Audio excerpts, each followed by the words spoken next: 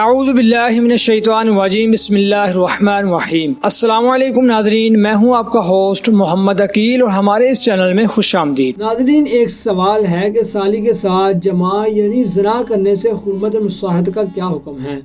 یعنی کہ سالی کے ساتھ زنا کرنے سے نکاح ٹوٹ جاتا ہے؟ دیکھیے ناظرین، سالی کے ساتھ زنا بھی کبیرہ گناہ، شریعت نے غیر محرم سے پردے کا حکم اس لیے دیا ہے تاکہ یہ خواہشات کا باب کھلے۔ بہرحال اگر کسی سے یہ گناہ سرزد ہو جائے تو وہ فوری توبہ سچے دل سے توبہ استغفار کریں۔ اور ناظرین، اجنبی کے ساتھ جو زنا کے احکام ہیں اور سالی کے ساتھ اگر زنا ہو بھی جائے تو وہی احکام جاری ہوں گے اور شریعت کی حد بھی وہی لگے گی، لیکن بیوی سے نکاح نہیں ٹوٹتا۔ ہاں، اس میں کچھ چیزیں امپورٹنٹ ہیں کہ اگر اس شخص نے جس شخص نے زنا کیا اس نے یہ چیز کو حلال یعنی حلال سمجھ کے کیا تو قرآن کی آیت کا انکار ہو گیا۔ یعنی کہ اللہ تعالیٰ نے جو قرآن پاک میں ارشاد فرمایا کہ دو بہنوں کو ایک ساتھ نکاح میں کرنے کی ممانعت قرآن میں آئی ہے، اس کا انکار کر دیا اور اس نے قرآن کے حرام کو حلال کنسیڈر کر دیا، تو اب اس کی وجہ سے اسے تجدید ایمانی بھی کرنا ہوگا اور اسے تجدید نکاح بھی کرنا ہوگا، کیونکہ اسلام سے یہ خارج ہو گیا اور قرآن کی کسی آیت کا انکار کفر ہے، اور بے شک کفر اسلام سے خارج کر دیتا ہے۔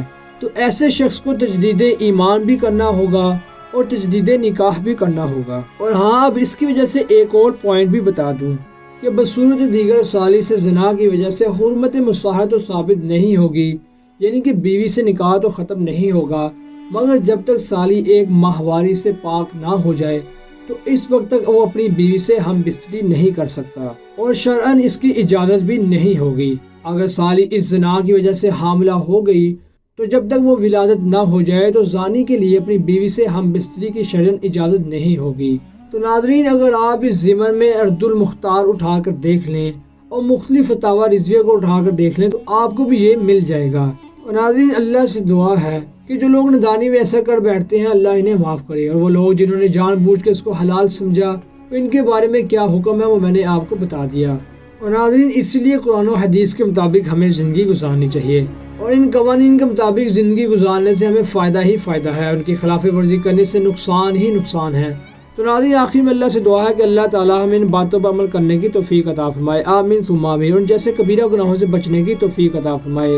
ناظرین، یہ تھی ہماری آج کی مختصر ویڈیو، اسی کے ساتھ ہی آج کی ہماری ویڈیو کا اختتام ہوتا ہے۔ ہم امید کرتے ہیں کہ آپ کو آج کی ہماری ویڈیو پسند آئی ہوگی۔